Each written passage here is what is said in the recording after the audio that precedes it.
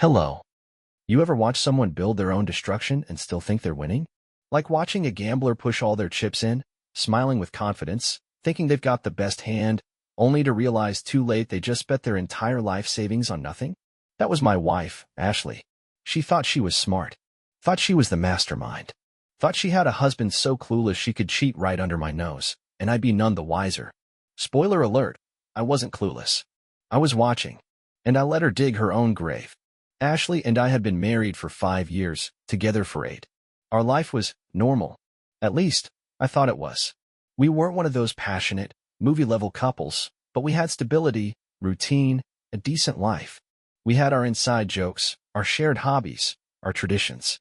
Every Friday night, we got takeout and watched some terrible reality show. Every Sunday morning, we made pancakes and ate them in bed.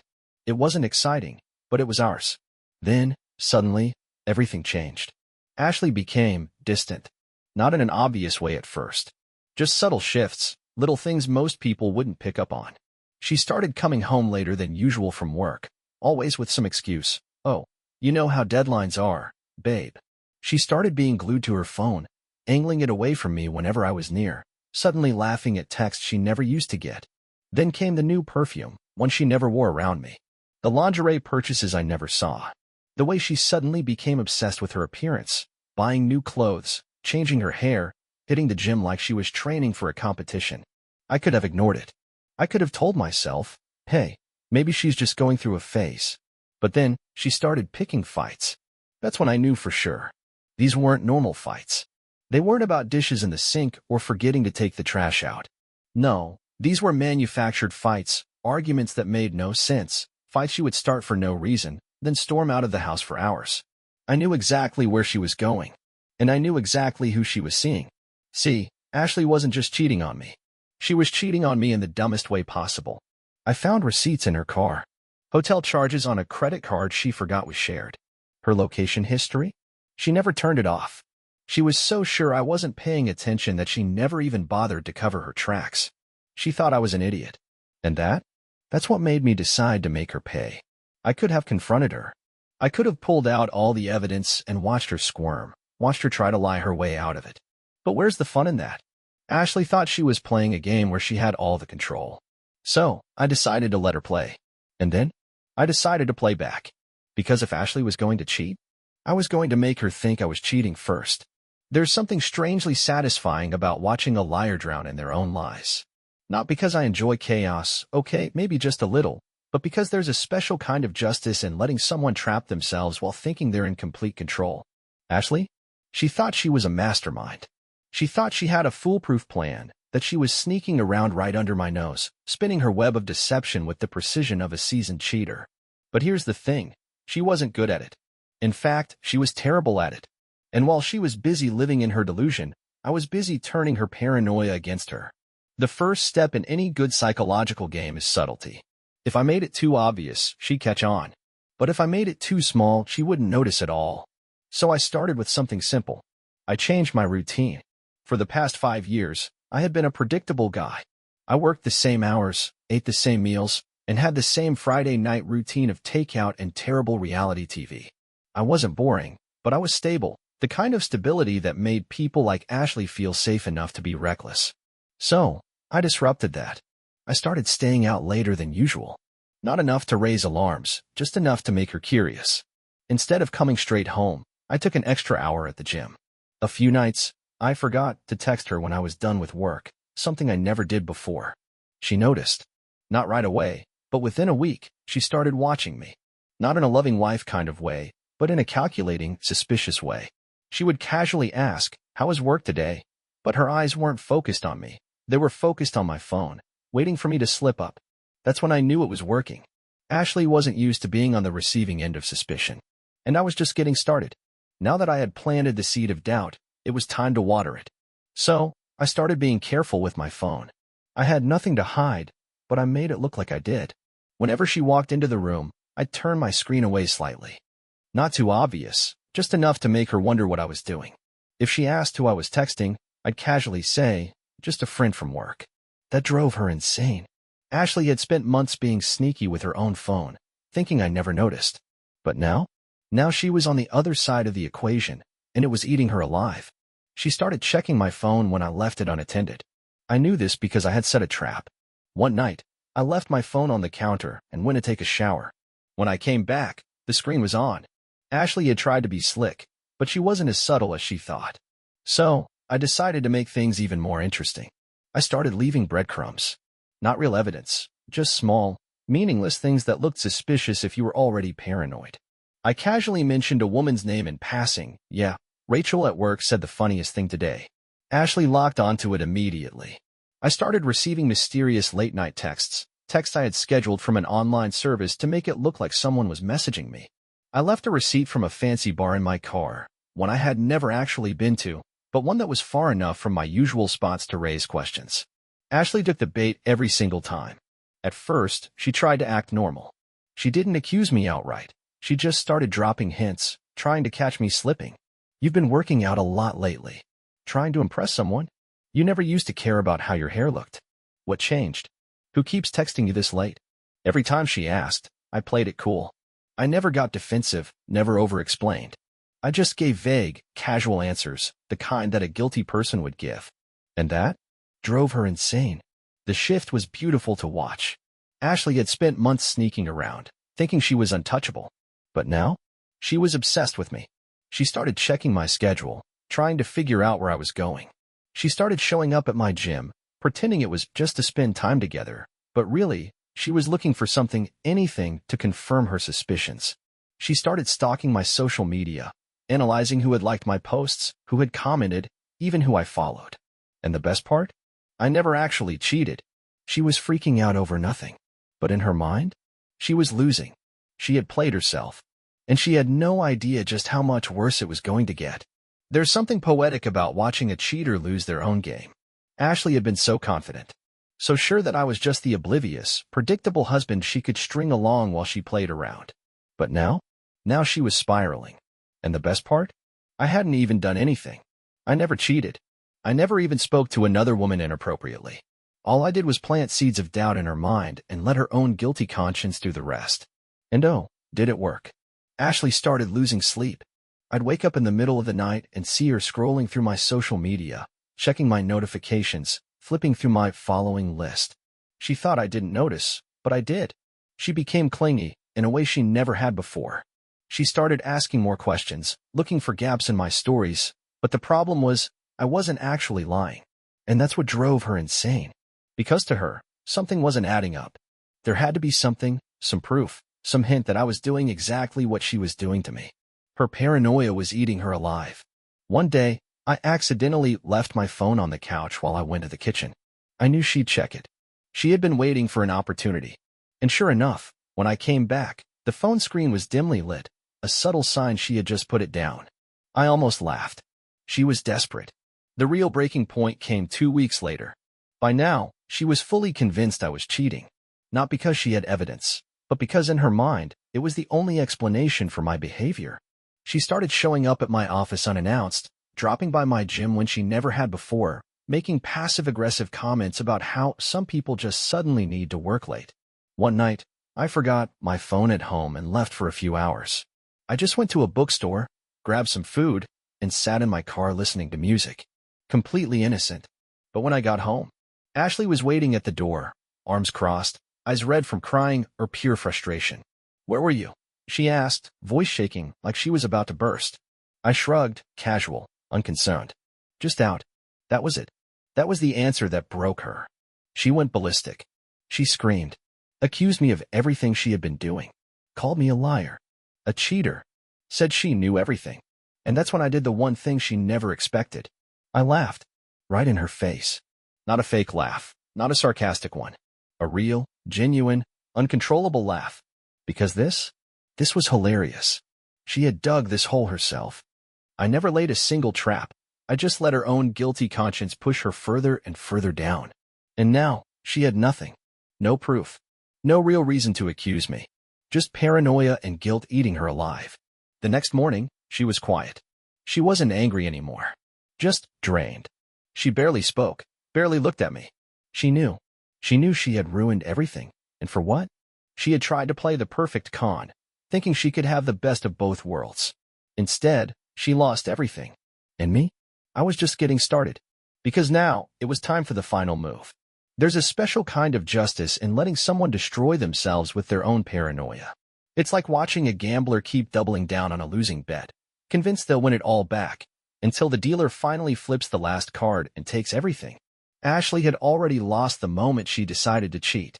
She just didn't know it yet. And now, it was time to show her.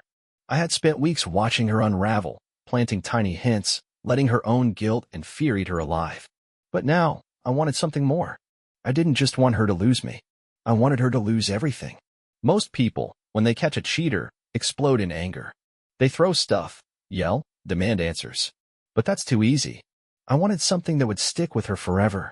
So, I took my time. I planned every single detail like a grand finale in a movie. Step 1. Expose her. Step 2. Make sure she lost every safety net she thought she had. Step 3. Walk away with a smile while she watched her life burn. I had collected enough evidence to bring her entire world crashing down. Text messages, hotel receipts, even her own work schedule, which conveniently had 0 overtime hours listed despite all those late nights. I had it all. But just exposing her wasn't enough. I wanted maximum impact. So, I timed everything perfectly. Ashley's birthday was coming up, and she had planned a big party. Friends, family, coworkers, everyone who mattered to her. The perfect audience. So, I made a small adjustment. Instead of the fancy dinner she was expecting, I booked a venue. Told everyone it was a surprise party for Ashley. She had no idea. She thought she was walking into a celebration. Instead, she was about to walk into her worst nightmare. The night of the party, Ashley arrived beaming, expecting the usual birthday wishes, a few gifts, and a room full of people celebrating her. Instead, she walked into a venue decorated with her own lies. Every table had printed screenshots of her texts with her mystery man. The bar area? Lined with receipts from their little secret dates. And the biggest piece? A giant screen at the front of the room, playing a slideshow of every piece of evidence I had. Text messages, hotel bookings, even a calendar breakdown of all the times she had lied to me. And the moment she realized what she had walked into, her face drained of color. She froze, staring at the screen like it was a horror movie. The room? Dead silent. Her friends? Staring at her in shock. Her parents? Mortified. She tried to laugh it off at first, saying it was some kind of joke. But then she saw the envelope in my hand. Divorce papers. Already signed. And then? The final blow. Ashley had assumed that if things ever fell apart, she had a backup plan. Her new guy was supposed to be her safety net. She thought she could just walk away from me and right into his arms. Except, I had already talked to his wife, and she was right there in the room. She stepped forward, calm as ever, looked Ashley right in the eye, and said, "Funny, I was planning a surprise for you too." That's when Ashley finally broke.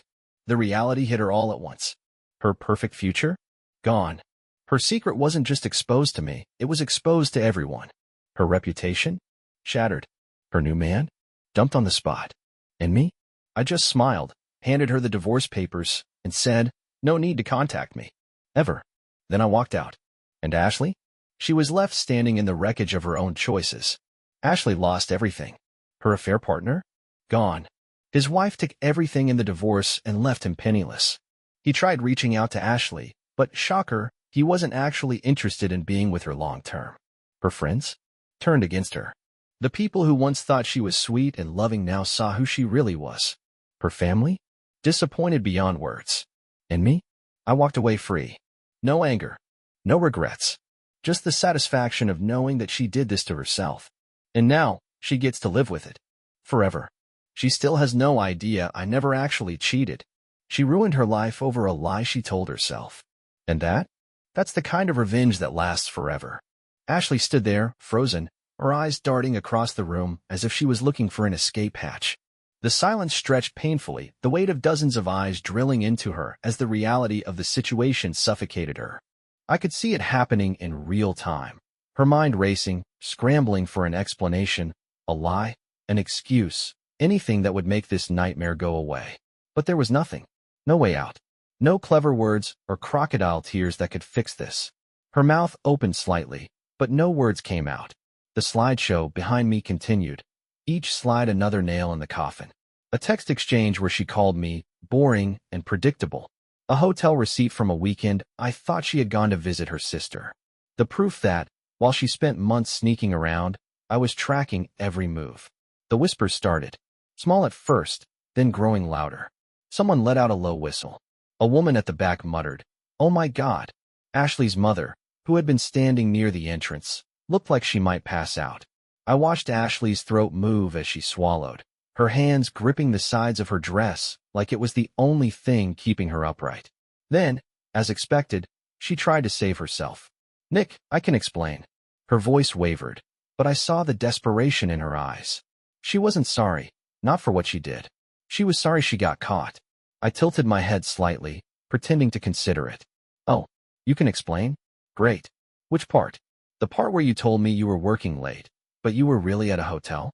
Or the part where you said I was too predictable, while you repeated the same pathetic lies every single week?" She flinched.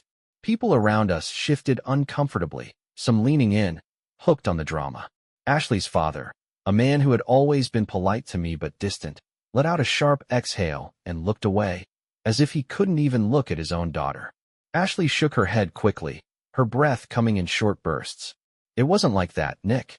Please, you have to believe me." She reached out, but I stepped back, making it clear I wanted no part of her lies. That's when the frustration kicked in, her last line of defense before the inevitable collapse. "This isn't fair. You set me up." I let out a sharp laugh. "Set you up?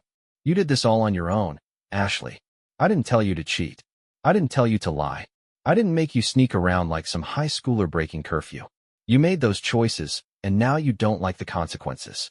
Her chest rose and fell rapidly, her hands curling into fists. She wasn't used to this, wasn't used to being exposed.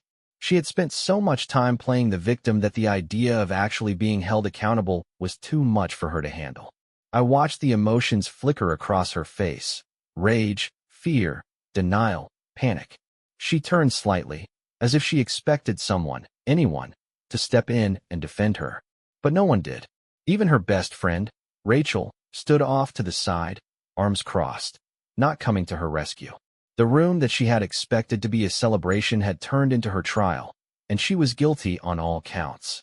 She tried one more time, her voice trembling, tears welling in her eyes. "Nick, I love you."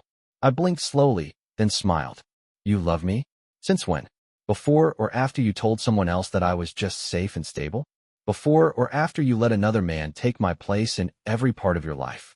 Before or after you threw everything we built away like it was nothing?" Tears finally spilled over, but they didn't move me. Not anymore.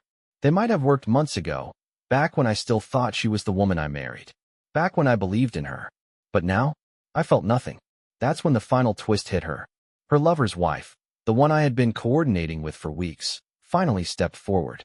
The room tensed. Ashley's eyes flicked to her, realizing too late that this wasn't just about me. The woman smiled, but it wasn't warm. It was the cold, satisfied smile of someone who had been waiting for this moment. She reached into her purse, pulled out an envelope, and dropped it on the table in front of Ashley's lover. "I assume you know what this is," she said smoothly. His face went pale. His mouth opened slightly, but just like Ashley, he had nothing to say. Ashley's lips trembled. "Wait, what is this?" I folded my arms. "Divorce papers." Her head snapped to me. "Yours?" I chuckled. "Mine were signed before this party even started." "Those are his." That's when everything crumbled.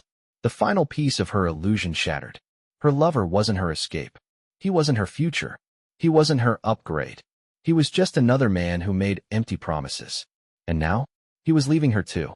She turned back to him, her voice breaking. "Wait. No, we can fix this." But he wasn't even looking at her anymore.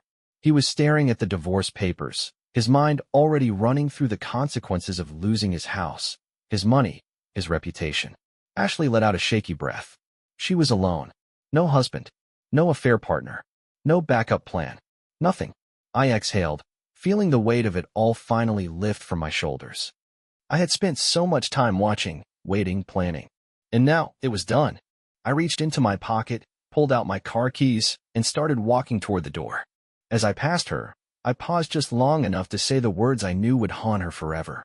"You could have had everything, but now, you have nothing." And with that, I walked out. I didn't turn back. I didn't wait to see what happened next. I didn't need to. Because for the first time in months, I was free. And Ashley? She was left standing in the ruins of her own choices. As I walked out of that room, I didn't feel relief right away. That would come later. In that moment, I felt something else, the quiet hum of satisfaction, the kind that settles deep in your bones when you win a game you weren't supposed to know you were playing. Ashley had lost. Spectacularly. But the story wasn't over yet. The fallout was just beginning. I didn't go home that night. There was no home anymore, not the way it used to be. I had already made arrangements. My bags had been packed days ago, my account split, my future already separate from hers.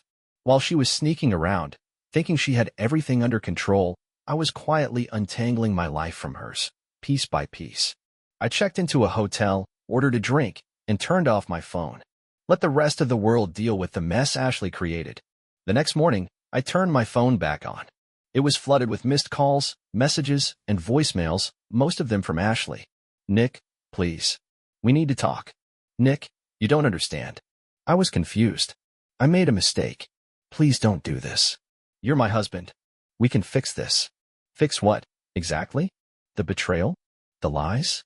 The way she had spent months carefully planning my replacement, only to watch her entire future collapse in a single night?